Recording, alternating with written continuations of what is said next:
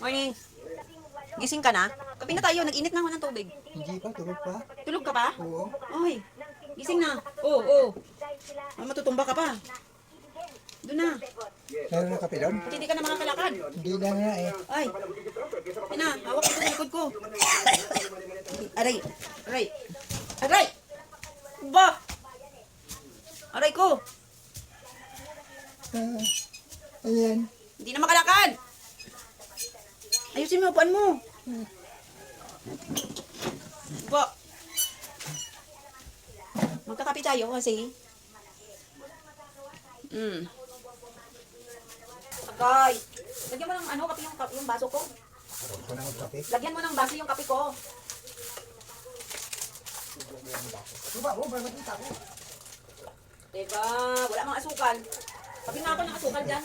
Mga waping. Tapos kutsara. Papa, hindi ba kompleto to? Grabe ka naman. Oh! Sino nagbuhos nito? Magdala na nga ako ng plato. Balik mo dyan. Kuha na ako ng plato. Guys, Webe Santo ngayon. Ha? Ha? Di ba sabi niyo mag-ano kayo? Ano ba tawag doon ng puasa? Ano yung binili ko? Ano ito? Spaghetti? Ay, hindi yan spaghetti pa. Pansit yan. Kalabo. Pansit. Labok. Ha? Hindi mo? Nasaan na yung tinidor? Gusto ko kumain ng sinangag.